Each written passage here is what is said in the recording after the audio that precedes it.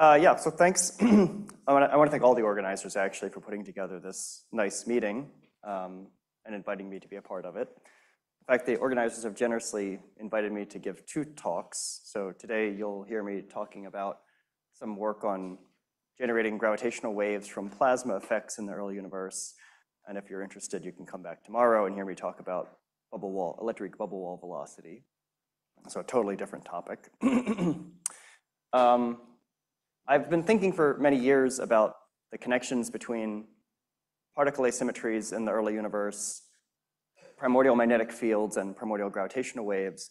And I think the way I got into this was I was initially thinking about baryogenesis, the problem of why there's more matter than antimatter. And if you've ever worked in baryogenesis, you may share my view that it's a very frustrating problem to solve. Not because we don't have clever ideas for how to solve it. We have plenty of clever ideas. The problem is that ultimately you're trying to explain one number, which, for example, is the baryon to photon ratio. And many different ideas, theories, can all make predictions that all arrive at the same number. If you really wanted to solve the problem of baryogenesis, you need to be able to tell apart the different theories. And one way of doing that is using measurements in the laboratory that probe the physics predicted by those theories. This is why, for example, electric baryogenesis has been very successful.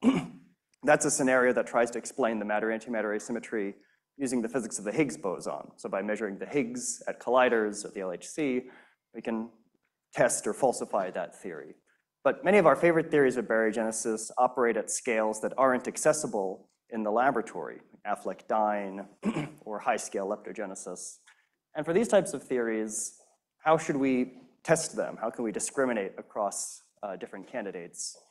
And this is where the idea of what I've called baryogenesis byproducts comes in. We can imagine that the physics of baryogenesis produced not just one cosmological relic, the baryon asymmetry of the universe, but it produced other cosmological relics in association with the asymmetry. So, for example, we heard topological defects are an example that we heard about from Tanmay Vachaspati this morning, or primordial magnetic fields or primordial gravitational waves. If we could discover these byproducts of baryogenesis and measure their properties, it would help us understand the origin of the matter-antimatter asymmetry. So that's the spirit with which I've been trying to think about connections between particle asymmetries and also magnetic helicity and gravitational waves in the early universe. So what I want to tell you about today is just one paper from last summer, I guess it was a year and a half ago or so. This was work with Tina Kaniashvili and Axel Brandenburg, as well as a couple of Tina's students. Tina and Axel are experts on cosmological magnetic fields, the simulations of magnetohydrodynamics in the early universe. And so we were working together to try and understand what would happen if we prepared a universe using only standard model physics, no BSM physics, but we prepared the universe with a non-zero particle asymmetry. How would that particle asymmetry naturally, through standard model physics, give rise to a helical magnetic field that could survive today as an intergalactic magnetic field? And how would that source gravitational wave radiation that would survive today as a chiral stochastic gravitational wave background? So that's what we were thinking about. And we wrote a short paper about it. And at the end of our short paper was this summary graphic that summed up what we were getting. And at the end of my presentation today, we will come back to this summary graphic. But I wanted to put it at the beginning so you have a sense of what we're getting into. So the graphic is showing different predictions for properties of the magnetic field, properties of the gravitational waves, as a function of one parameter. Since this is the standard model, we don't have any free parameters, except we're going to set an initial condition for some particle asymmetry, so we can decide on the amplitude of that particle asymmetry. And that's parameterized by this quantity on the top. But what you can see, and I'm highlighting it with the box, is that the outcome of this calculation is high-frequency gravitational waves that are incredibly weak. They're not weak in the sense that, well, we're not seeing them today, but maybe we'll see them next year with LIGO, or maybe we'll see them next decade with LISA. They are so weak we will never see them. They are not detectable gravitational waves. So I'm going to tell you the story over the next 45 minutes about how to do the calculation using simple analytical estimates and numerical validation to arrive at these predictions for the properties of the magnetic field and the gravitational waves. And you may be wondering, why did he write this paper? Why is he going to tell me about it for 45 minutes? And should I pay any attention to any of this? So let me address those questions at the beginning. There's two reasons we wrote the paper. One is, as I mentioned a couple times now, we're only using standard model physics. And so personally, I feel like it's useful to survey all of the different predictions of the standard cosmology, even though they don't necessarily lead to predictions that are observationally accessible. But nevertheless, it's interesting to explore what standard cosmology predicts, because it's going to be there no matter what. But more importantly, the real reason we wrote the paper is that my collaborators had written a paper a couple of years earlier where they were thinking of a similar system, and they were led to much stronger gravitational waves. But they were making some assumptions about the parameters in their theory, which will become clear later, which weren't really well motivated from the standpoint of elementary particle physics. So we wanted to revisit their calculation, but frame it in the context of what would the standard model predict for these different numbers, for these different input parameters. And having revised those predictions to something that's more theoretically compelling, the predicted gravitational wave strength was revised downward by many orders of magnitude. So in some ways, this calculation was meant to kind of clean up some earlier calculations in the literature. Now, as for why you should listen to this for the next 40 minutes or so, or whatever I've got left now, the physics that goes into getting out these magnetic fields and gravitational waves is fairly elementary. So I want to talk about things like chiral magnetic effect and chiral plasma instability, which are phenomena that arise in plasmas with particle asymmetries, which carries over to physics beyond the standard model. And I trust that since there's so many students and young, eager faces in the audience, many of you can find applications for this type of physics that leads to stronger, potentially probable signals. In fact, the outline for the talk, I've written it down on the left over there. So we're now wrapping up the introductory bit. And I want to talk a little bit about how we're going to describe particle asymmetries in the early universe, kind of laying the groundwork for the rest of the calculation. Then I'll introduce and discuss the chiral magnetic effect, the chiral plasma instability that follows from the chiral magnetic effect, which gives rise to the magnetic field. This is the part where we're making predictions for the intergalactic magnetic field. Then I want to talk about how the magnetic field sources chiral gravitational waves. So we'll talk about predictions for the amplitude of those gravitational waves. And at the end, given that provided there's enough time, I'll show some numerical simulation that validates all the analytical estimates that we're going to talk about along the way. All right, so we're thinking about the early universe at temperatures above 100 GeV. We're thinking about a cosmology that's homogeneous and isotropic. So we've got an FRW metric. I wanted to call out some different notation that I'm using that so as to not confuse anybody. T is conformal time, H is co-moving Hubble scale, and script E is co-moving energy density. So the notation may be a little different, but I trust that it won't actually cause all that much confusion along the way. The only real thing to keep in mind is T is conformal time. And we're thinking about a primordial plasma at temperatures above 100 GeV. So this corresponds to a time in the cosmic history where the age of the universe was maybe 10 picoseconds old, and the size of the observable universe was only a centimeter. This is my favorite part of the whole cosmic history. And what was going on at this time? Well, as I said a couple times now, we're only thinking about standard model physics. So here's an illustration of all the particle content of the standard model. You may know the standard model from particle physics classes and have studied how the standard model interactions give rise to nuclear decay and scattering at colliders and so on. But you're probably not accustomed to thinking about the standard model in this phase. So when you studied the standard model, you probably studied it in the Higgs phase, where the Higgs has a non-zero vacuum expectation value. But at high temperature, the standard model is expected to be in a phase of unbroken electric symmetry, where the thermal expectation value of the Higgs field is 0. In this phase of the standard model, the W and Z bosons are massless, and the electric symmetry is unbroken. The quarks and leptons are massless, and the interactions of the various particles are encoded in the full SU3 cross SU2 cross U1 gauge theory.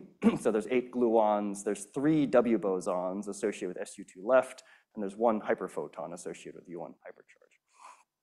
And the various particles are described based on their representations under this gauge group shown over here. So for example, in this phase of the standard model, we wouldn't talk about an electron and a positron as kind of two sides of the same coin. We would talk about an ER particle and an ER antiparticle, and then we would talk separately about an EL particle and an EL antiparticle. Because they have quite different interactions. They interact with the hyperphoton with different strengths, and one of them, but not the other one, interacts with the 3 W bosons. In fact, the ER of all the particles and all the things I'm showing you here, all we really are going to care about throughout the rest of the talk is ER. So what are these various particles doing in this primordial plasma at temperatures up above 100 GeV? Well, they're knocking around and scattering on one another, and we're assuming that by doing so, they reach kinetic equilibrium at some common temperature T. So what this means is that the density of particles with species I is characterized by some phase space distribution function, which takes either the Bose-Einstein or the Fermi-Dirac form, and all the different particles of all the different species have a common temperature T. However, each particle may carry a separate chemical potential, so we'll allow for the possibility that each species of particle has a distinct chemical potential, mu I. What exactly does the chemical potential mean? Like, what's the intuition I'm supposed to have for chemical potential? Well, I'll remind you that if you calculate the number density of particles in species I, it's some complicated formula, but if you expand it for small chemical potential, it takes this form, the top for bosons and the bottom for fermions. You can see that the density of the particles is roughly around T cubed. However, if mu is positive, there's slightly more particles in that species, and if mu is negative, there's slightly fewer particles in that species. So mu is telling us about extra additional or a deficit of particles in a given species, depending on whether it's positive or negative. If the interactions that allow particles to annihilate in pairs are in equilibrium, so for example, the interactions that let ERs and ER bars annihilate to a pair of hyperphotons, if those reactions are in equilibrium, they enforce a relationship among the chemical potentials for particles of species I and their CP conjugate partner. So for example, mu ER would be the opposite of mu ER bar. And if we use that relationship, then we can define a particle asymmetry, which governs the relative excess of particles over antiparticles for a given species.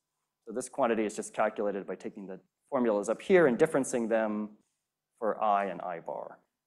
So again, you see that if the chemical potential in a certain species were 0, there would be no asymmetry in that species. The particles and the antiparticles would have equal abundances. But if in a given species mu is positive, there's an excess of particles over antiparticles in that species. If mu is negative, there's an excess of antiparticles over particles. We're going to be using mu throughout to kind of encode the particle asymmetries. Yeah, go ahead. Yeah.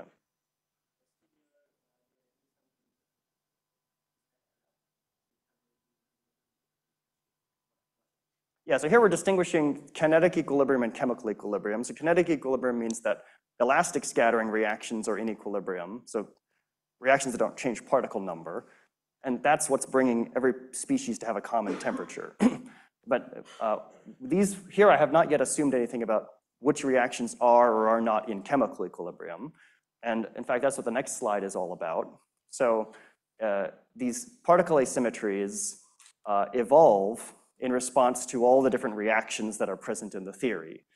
So obviously, I'm not expecting you to digest this horrible wall of equations, but it's addressing the question in the sense that on the left-hand side, these are time derivatives of the particle asymmetries in the various species. And the right-hand side are all the reactions that would change the particle number in those species. So for example, the stuff on the right-hand side includes things like the Yukawa interactions, or the interactions with the W bosons, or non-perturbative phenomena like strong sphaleron and electric sphaleron. Those things are showing up on the right-hand side because they change the number of particles of a given species. When these reactions are all in equilibrium, that's when you can relate the chemical potentials. Like, for example, if a reaction A plus B to C plus D is in equilibrium, then mu A plus mu B equals mu C plus mu D. But if the reaction is not yet in equilibrium, you don't have that relationship. These equations tell you how you approach equilibrium. I wrote these equations. If you're interested in these equations, you could read about them in this paper I wrote with Kohei Kamada back in 2016. But we're not going to use all these horrible equations for the calculation today. In fact, all that's really important for the discussion today is the ER particles. And so the ER particles and their CP conjugate ER bar antiparticles are special because they don't participate in a lot of interactions, and their interactions are fairly weak. So for example, here I'm showing some scattering with the hyperphotons. So this is a Compton-like scattering of an ER with a hyperphoton. This is a pair annihilation of an ER and an ER bar into a pair of hyperphotons. If these reactions are in equilibrium, it doesn't actually tell us anything about the chemical potential for ER, because these reactions don't change the relative number of ERs and ER bars. I'm either destroying them in pairs or creating them in pairs. These reactions don't impact the chemical potential. However, the interactions that do change the chemical potential for ER, the asymmetry between ER and ER bar, are only the Yukawa interactions. So for example, here we're looking at a decay of a Higgs boson into an EL and an ER bar, which creates an ER bar without also creating an ER. So it changes the asymmetry between ERs and ER bars. Now, and the reason that ERs are special, as I said, is because they don't couple to they don't couple to gluons, they don't couple to the 3W bosons, and among all the other charged leptons, they have the tiniest Yukawa coupling. That's why we're singling them out. So the question is, what if I could start out the standard model with an asymmetry between ERs and ER bars? What would happen to that asymmetry? Can I kind of store, this would be a chiral asymmetry, because ER has positive chirality and EL has negative chirality. ER has positive chirality and ER bar has negative chirality. So could I store a chiral asymmetry in this sector? And the idea is you could until these Yukawa interactions come into equilibrium. Because once those Yukawa interactions come into equilibrium, they'll try to exponentially deplete that asymmetry. If you've got too many ER bars, the reaction runs to the left to get rid of them. If you've got too few ER bars, the reaction runs to the right to create them. So the reaction, when it's in equilibrium, will try to remove the asymmetry. And that's encoded in the equation shown here. So if the chemical potential for ER, it evolves in time as a consequence of these Yukawa interactions. So gamma F is the rate at which the ER chemical potential is changing, and it's roughly related to the rate for that Higgs decay graph shown on the previous slide. It's a thing that you can calculate in the standard model, and it's been calculated quite precisely by these papers. You can see that it's proportional to the Yukawa coupling squared and the plasma temperature. So the idea is that until the age of the universe becomes comparable to 1 over gamma F, the ER chemical potential is approximately constant. You're storing a chemical potential, you're storing an asymmetry between, you're storing a chiral asymmetry in an excess of ERs over ER bars for a while, until the age of the universe is comparable to 1 over gamma F, and then the Yukawa interactions exponentially deplete that asymmetry. Just to give some numbers to it, the time at which this rate is comparable to Hubble is when the plasma temperature is around 80 TeV. That's kind of the magic number, 80 TeV. So at plasma temperatures above 80 TeV, the chiral asymmetry is approximately conserved, and when the plasma temperature drops down to 80 TeV, the chiral asymmetry is relaxed to 0.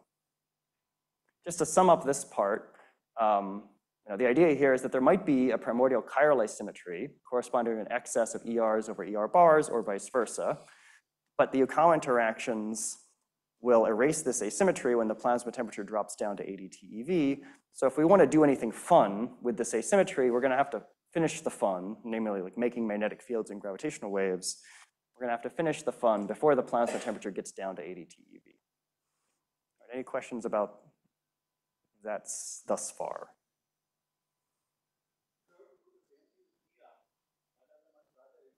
TR? Yeah, that's right. So, yeah, great point. So the reason that I'm focusing on ER is because it has the tiniest Yukawa. So for example, let's think about mu R. I could put an asymmetry between mu R and mu R bar, but because of the large Yukawa interaction, that asymmetry gets erased earlier than the one I would put into ER. ER is special because it's the last to get erased. Yeah, thanks for the question. Other questions? Very good. Yes?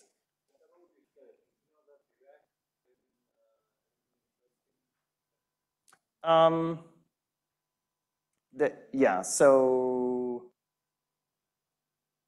the physics that we're going to consider, the answer is it would not impact what I'm talking about. The thing we're going to talk about next is known as the chiral magnetic effect, and it will arise in a plasma with a non-zero chiral asymmetry between ERs and ER bars because they have hypercharge. If you had Dirac neutrinos and an excess of nu Rs over nu R bars, since they don't have hypercharge, they don't do the chiral magnetic effect. But you're right that that asymmetry would live longer because the Okawa interaction is smaller, but it wouldn't lead to the type of effect that's going to give us magnetic fields. All right. Okay, so now I want to talk a little bit about what does the magnetic, so now we've got this plasma. We're at this crazy high temperature in the early universe. We've prepared it with this asymmetry between ERs and ER bars. It's hanging out until ADT EV. What does that do to the rest of the system, namely the magnetic fields? One quick point about when I say magnetic fields here, since the electric symmetry is unbroken, I'm not talking about a magnetic field associated with electromagnetism. I'm actually talking about a magnetic field associated with hypercharge. So more precisely, we should call it a hypermagnetic field. We're going to make a hypermagnetic field at temperatures above ADT EV, and when eventually the Higgs gets around to developing its VEV, the hypermagnetic field converts to an electromagnetic field. But we're not going to really talk about that here on.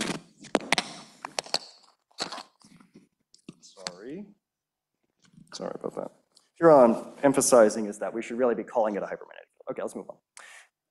So what are the equations of motion for the hypermagnetic field? Well, it's the same as Maxwell's equations, except you stick a hyper in front of the word Maxwell and you put a Y on all the different symbols. So we've got a hyper Coulomb's law and all these other things. And similarly, there's a density for hypercharge. There's a current density for hypercharge. They obey a continuity equation. And there's a constitutive relation that links the current density for hypercharge to E and B through a hyper analog of Ohm's law with a hypercharge conductivity. That part has actually been calculated, many times over the years. Parametrically, this conductivity is just the plasma temperature over the fine structure constant for hypercharge. So it's around 100 times the temperature. But in some places later in the presentation, you'll see also eta appearing. Eta is just the reciprocal of the conductivity, and it's called the magnetic diffusivity. So that's this so far without this extra bit over here. It's just taking undergraduate level E and M and sticking a Y on everything. The non-trivial part is this additional term known as the chiral magnetic effect. So what I want to do for the next couple of minutes is tell you a little bit about how to understand this new term called the chiral magnetic effect.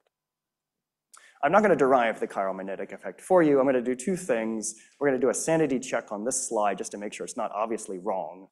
And on the next slide, I'll give you a kind of heuristic understanding of the chiral magnetic effect, which is not, strictly speaking, a derivation.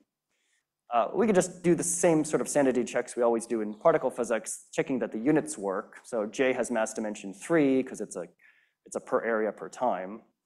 Mu has mass dimension 1 and B has mass dimension 2, so the units are working. It has the correct mass dimensions. Both sides are 3 vectors, so they have the right transformation properties under Lorentz. And also under parity, J is a vector, so it's odd under parity. Mu is a pseudoscalar, so it's odd under parity. And B is a pseudo-vector, so it's even under parity. So again, parity properties of the formula are working out. So the formula smells correct. It's not a proof that there is such a formula in nature, but at least it's not obviously wrong. But let me give you maybe a heuristic way of understanding how that formula could arise from this semi-classical picture. So here what we're going to be doing is, here we're just going to think about QED for simplicity. So I'm imagining that I have a system that consists of right chiral positrons, left chiral electrons, right chiral electrons, and left chiral positrons. These are massless, it's massless QED, sorry, it's QED with massless charge particles. And we're going to imagine plopping down those 4 particles in the presence of a magnetic field. And the Hamiltonian that governs the interaction of those particles with the magnetic field looks like this, which says that the magnetic dipole moment for the particles would like to align with the magnetic field. So let's look at what happens if we try to align the magnetic dipole moment with the external magnetic field. For this first particle, the B field's pointing to the right, so its magnetic dipole moment wants to also point to the right. The magnetic dipole moment is the product of charge and spin. This is a positively charged particle, so since mu points to the right, the spin should also point to the right. Since this is a right chiral particle, it has positive helicity. So the momentum should align with the spin. So since the spin points to the right, the momentum should point to the right. And since this is a positively charged particle, as it moves to the right, it induces a current that is also to the right. And you could follow the same line of reasoning for all the different particles and find that the induced currents look like the arrows shown over here. If the 4 particles are present in equal abundances, they wouldn't generate any net current. However, if you imagine that the system is prepared with a chiral asymmetry, such that there's an excess of the right chiral particles over the left chiral particles, then the induced current from the right chiral particles would exceed the current from the left chiral particles, and there would be a net current to the right. In fact, this kind of semi-classical understanding motivates a formula like the one we had before, that the current density should be proportional to the external B field, proportional to the chemical potential, which is governing the asymmetry between particles and antiparticles, and proportional to the square of the charge. It's the square of the charge because we used the charge once when we moved from U to S, and we used the charge again when we moved from momentum to J. So it goes like the square of the charge. So in QED, the formula for the chiromagnetic effect looks like the formula I've written at the top. And when we extend this into hypercharge, we get the formula shown at the bottom, which is kind of the natural generalization. Now the chemical potential that's relevant is some weighted sum over all the different particles in the theory, weighting them by their hypercharge. Of course, in QED, the charges are all +1s or -1s. It makes this step a little trivial, but in the standard model, the hypercharges are sometimes 2 or sometimes 1/3. So we have to account for those different factors, as well as a factor that measures a +1 for right chiral and a -1 for left chiral particles. So here's the formula that I had given a couple slides before when we were looking at the hyper Maxwell's equations. So suffice it to say, if you consider a plasma in the electric unbroken phase, but it also contains a chiral asymmetry, specifically it contains this kind of hypercharge weighted chiral asymmetry, then the chiromagnetic effect induces an additional current density in the system that's proportional to the proportional to the magnetic field. Of course, in our early universe picture, the only non-zero asymmetry is going to be in ER. And so even though this sum over all the particles in the theory, it's a bunch of zeros because a lot of the mu's are 0. And the only thing that contributes is the ER bar asymmetry. All right, before I move on, next up we'll move on and talk about the chiral plasma instability, so how this new term opens an instability in the evolution equations. Are there any questions about chiromagnetic effect before I move on?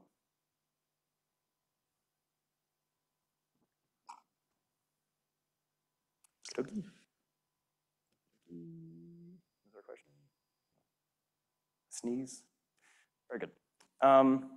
So now let's imagine how can we make use of this chiromagnetic effect so as to grow a magnetic field.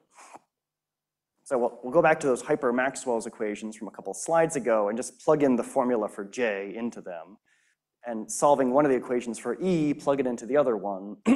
And we arrive at this equation, which governs the evolution of the hypermagnetic field. So the time derivative of the hypermagnetic field is related to its grad squared, and this extra piece that came from the chiromagnetic effect. Of course, if the chiromagnetic effect were not there, this equation is just a diffusion equation saying that the magnetic field is going to want to damp away as a consequence of the finite conductivity of the medium. Remember that eta is 1 over the conductivity. So if I had sent the conductivity to infinity, eta would be 0, and the magnetic field would be frozen in the plasma. But as a result of the finite conductivity of the medium, the magnetic field would like to damp away in the absence of the chiromagnetic effect term. But what we're really interested in is what happens when we add the chiromagnetic effect term. So to study the solutions of this equation, let's move to Fourier space. And also in Fourier space, let's decompose the magnetic field onto a basis of right circular polarization and left circular polarization. I'm not writing those formulas down here, but you've probably seen them before. And then this PDE becomes a pair of independent ODEs, where the first equation governs the amplitude of the right chiral part of the hypermagnetic field in modes with wave vector k, and the bottom equation governs the amplitude of the left chiral part.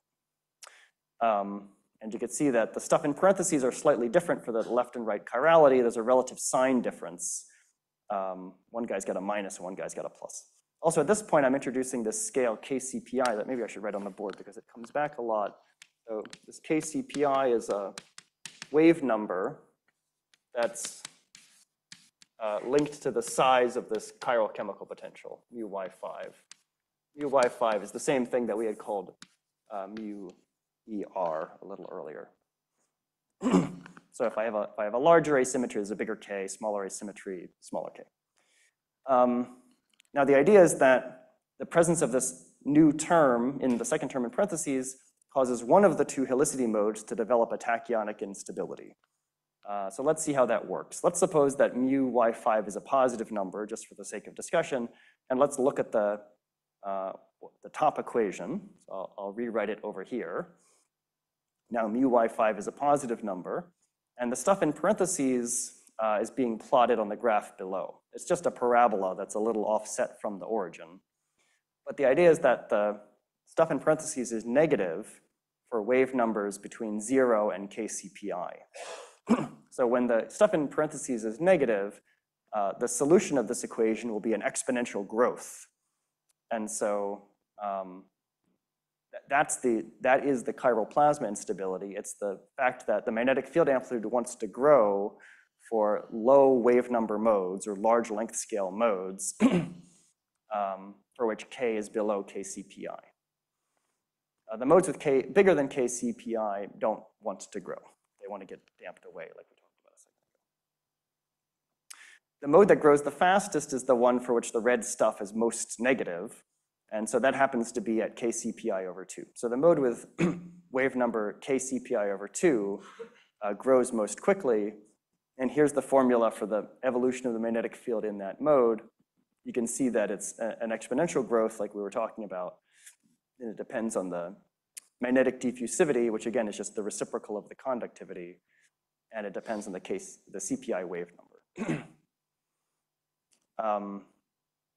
This you may have, by the way, well, I should also remark here that although people, you may be familiar with similar equations in a different context. If you've ever studied axions coupled to electromagnetism, where the axion is rolling, say, and that modifies the equations of motion for the electromagnetic field, also opening a tachyonic instability. The equations are very analogous. If I just swapped out chemical potential for time derivative of the axion field over FA, you get the same exact set of equations. So if you're thinking that this looks familiar, you may have encountered it in that other context. Of course, here I don't have an axion because I'm just doing standard model physics.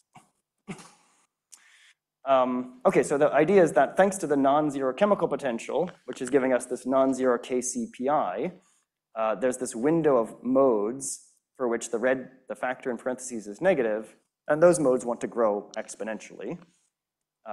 And so magnetic fields will be spontaneously amplified.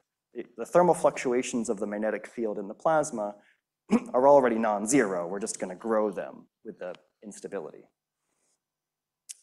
Now, the exponential obviously can't continue forever because it would suggest that you get arbitrarily large energy into this magnetic field. Where does all that energy come from? And also, you're growing the helicity of the magnetic field since we're only amplifying, when mu y5 is positive, we're only amplifying the right chiral part and not the left chiral part. And so you would run out of helicity somewhere. And so in fact, the exponential growth saturates when you exhaust the available reservoir of asymmetry that you started with. I'm going to go through this kind of fast, but the essence of it is that the standard model predicts a relationship like this between the chiral current density and hypercharge such that you can convert chiral asymmetry into hypermagnetic helicity and vice versa. And since we're growing the hypermagnetic helicity through the chiral plasma instability, we're doing so at the expense of depleting the initial particle asymmetry. And once we've depleted it by an order 1 factor, the instability will saturate, and then we'll stop making more magnetic field. So that leads to some relation shown here, where the helicity density caps out, the magnetic helicity density caps out at something that's related to the initial particle asymmetry. Remember, mu t squared is the asymmetry density, is the asymmetry between, is the number density of particles minus antiparticles. And So that gives the helicity density of the magnetic field when the instability saturates. The coherence length is given by the fact that the dominant mode was the one with K is equal to K CPI over 2. So this gives the coherence length of the magnetic field. And the maximal field strength then is given by this simple formula. So, we can plug in some numbers and find now that we get the instability coming in. We have to pick a value for the chemical potential. So suppose we pick the chemical potential to be 10 to the minus 3 times T. Remember, this is our only free parameter. It's our initial condition that we get to set. So if we pick mu by T to be 10 to the minus 3, then the instability sets in at about 72 TeV, which is just on the edge of being okay. Remember, we can't let the instability set in after 80 TeV, otherwise the asymmetry would be erased by the Yukawa interactions. So we're not going to want to consider mu by T any smaller than 10 to the minus 3, thinking about values larger than that. And for those values, that's going to be our fiducial value for the rest of the presentation. For those values, the co-moving field strength would be something like 10 to the minus 11 Gauss, and the energy carried by the magnetic field would only be 1 part in 10 to the 10 of the energy in the plasma. So we're taking this plasma with a small particle asymmetry and transforming a tiny fraction of its energy into magnetic field through this chiral plasma instability. In order to get those are my estimates for the magnetic field strength at the time of production. If we want to know about the magnetic field today, we need to evolve from temperatures of 100 TeV down to today. And I think we'll probably hear more next week from Alberto Roperpol about the physics of magnetohydrodynamics that governs this evolution. It's known as the inverse cascade. So suffice it to say, there's a power law scaling relation that lets us link the magnetic field at the time of production with the magnetic field today, and the coherence length at the time of production to the coherence length today, if we scale by these factors of conformal time. And that leads to predictions for the coherence length today at the level of milliparsecs, and the field strength today at the level of 10 to the minus 16 Gauss. It doesn't sound like a lot, and to put it into some context, we can look at this plot of the intergalactic magnetic field parameter space, where the horizontal axis is the coherence length, and the vertical axis is the intergalactic magnetic field strength. You can see some parts of the parameter space are already excluded by, for example, CMB observations, and other parts of the parameter space can be probed by astrophysical observations of TeV blazar spectra. But my fiducial parameter point is this star down here, where the field is very weak. And even if you dial the chemical potential away from this fiducial value, you dial it up all the way to 1 or dial it down, you're just moving along this red diagonal. So you're never really getting into the parts of this parameter space that you can access with, for example, the blazar observations. So as we anticipated at the beginning, it's a weak magnetic field. Now I'm really out of time, so I just want to quickly zip through the bit about making gravitational waves, and I'll show you a couple summary plots from the numerical simulations, and we'll be done. We've already had some excellent talks by Mohanty and Sriran Kumar about how to understand Einstein's equation and linearized Einstein's equation and sourcing gravitational waves, so I'm not going to reiterate any of that stuff, other than to point out that from inspecting linearized the wave equation, we can estimate an amplitude for the strain. You'd expect it to be at the level of a G Newton times a B field squared, because that's what is setting the amplitude of the stress energy tensor, divided by the coherence length squared, because of this grad over here. And then you could use that formula to estimate the amplitude of the gravitational wave energy density. So it would be on the level of G Newton times the coherence length squared times the magnetic field strength to the 4th power. And again, since B is quite small, the gravitational wave amplitude is also going to be quite small. So to put in some numbers to it, you'd end up predicting that the frequency of these gravitational waves would live at around 100 megahertz, and the amplitude of the gravitational waves would have an omega GW at the level of 10 to the minus 39. So as we said at the beginning, quite small. It's strongly dependent on the value of this chemical potential, so I fiducialized it to 10 to the minus 3. If I dialed mu over t all the way up to 1, we would gain 18 orders of magnitude, so then we'd be up at 10 to the minus 21, which is not as ridiculously small, but it's still pretty small. To put that into some context, when people talk about searches for high frequency gravitational waves, they often make this parameter space plot. So the horizontal axis is, well, it's not quite a parameter space plot, but they make this plot. The horizontal axis is frequency, vertical axis is dimensionless characteristic strain, whereas different observational strategies are shown as these bars, and there are different reaches, and the different cosmological sources are shown at the bottom. And my fiducial parameter point sits at the star, and as you dial up and down the chemical potential, you move along the red dashed line. So as we already discussed toward the beginning, the signal is not just challenging to probe, we will never see it. Everything up until this point has been nice, simple analytical estimates, and you may not believe any of that because systems are inherently nonlinear since we're converting particle asymmetries to magnetic fields, and magnetic fields push and pull on the plasma, and then they source gravitational waves. So to fully study the nonlinear dynamics of the system requires numerical simulation. So thankfully, my collaborators are experts in studying the magnetohydrodynamics numerically. So we solve this system. Here's the full system of equations for the evolution of the magnetic field, the particle asymmetry, and the gravitational waves getting sourced by that magnetic field. And we solve the equations numerically to study the evolution of the spectra. Now, I just want to mention briefly, because I alluded at the beginning to part of the motivation for this work was reconciling some discrepancy with an earlier study. In the earlier study, they considered so hold on, let me take a second to say this. It's the standard model. There's only one parameter, which is this initial condition. But we can't actually simulate the standard model parameters in the code because of dynamic range issues. Thanks.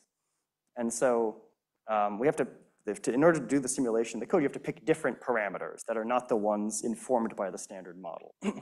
So in earlier work by my collaborators, they picked the parameters shown in the first 4 rows of the table called runs A and B.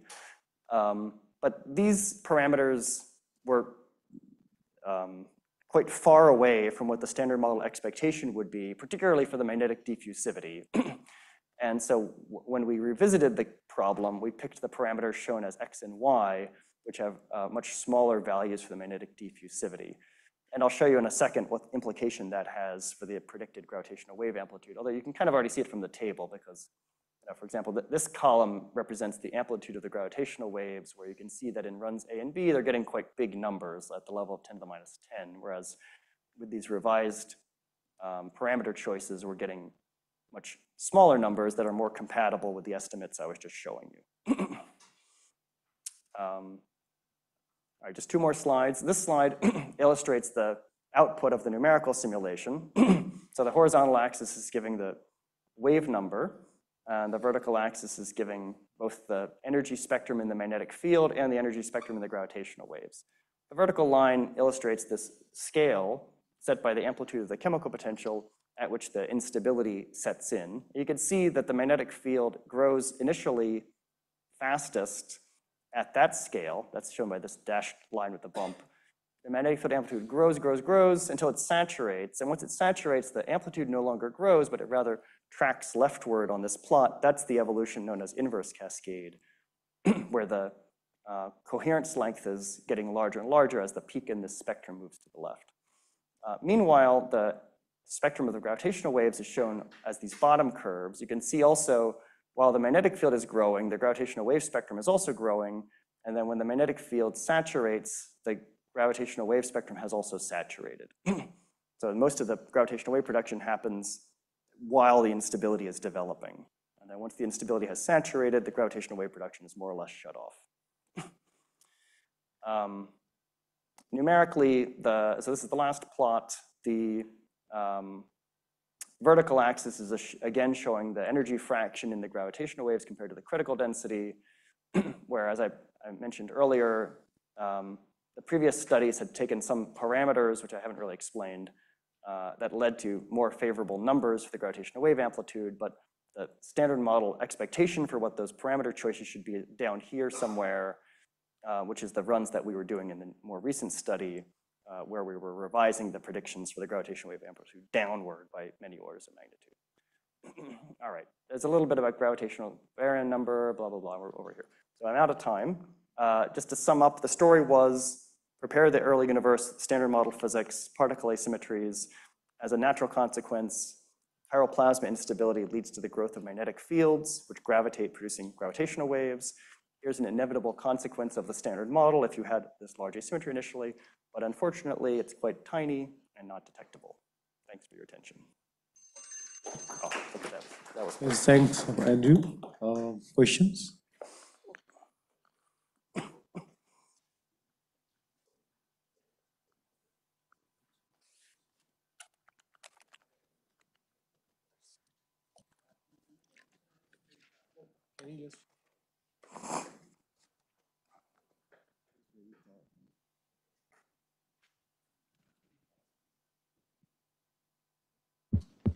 Okay.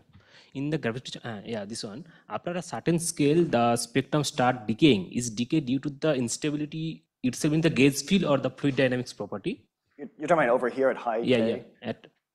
Yeah, so for wave numbers above KCPI, there is no instability. The instability only operates for the modes from, sorry, it's not, the instability operates for the modes from K equals 0 to KCPI, which is twice where the red line is. So that's roughly where this cutoff is. These are just modes that don't enjoy the instability. Okay.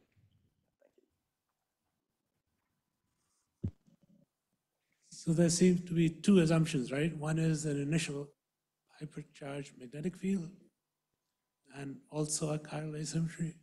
No, we don't assume any primordial magnetic field. I mean, there's always a magnetic field in the system just because of thermal fluctuations. So that acts as a seed. The instability just amplifies the seed. And what's the spectrum of the initial fluctuations? There should be some thermal spectrum set by the plasma temperature. Although if you're asking me if that's what's actually used for the simulation, that I'm not sure off the top of my head.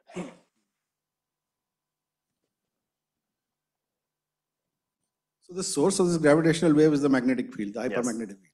Now what about the real magnetic field which is there? There is a seed magnetic field and now that grows into a megaparsec scale nano-G magnetic field. So that should also generate a gravitational wave. The actual intergalactic magnetic field which is there, it grows from some seed magnetic field and there is amplification presumably. So that should also have a gravitational wave associated with it. You're talking about the galactic magnetic fields? Yeah. I suppose so. I mean, you're saying apart from the physics that I'm describing, if I wanted to explain the origin of galactic magnetic fields as dynamo amplification from some seed, that whole procedure would have also led to gravitational waves. You want to know what's the size of those gravitational waves? Yeah. I don't know. I mean, obviously, you know, the galactic fields are micro-Gauss, so that's a lot bigger than whatever I said, 10 to the minus 15 Gauss. So that could be a potentially stronger source of gravitational waves. I mean, another way of answering the question is to say, like, these fields are now too weak to be seeds for the dynamo. This field could not have sourced the galactic dynamo. It's too weak.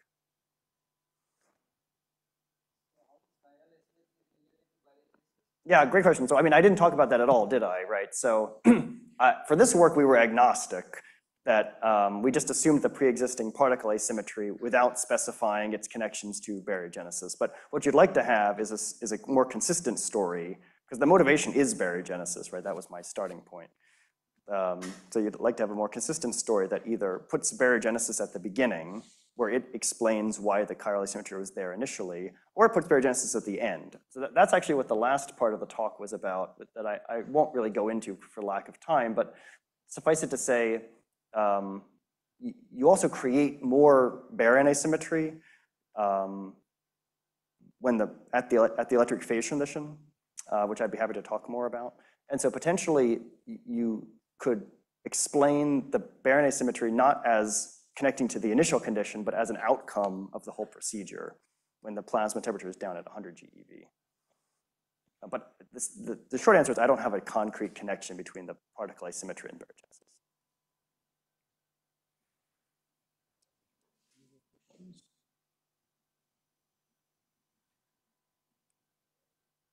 I don't think so. Let's thank Andrew again. Thank you.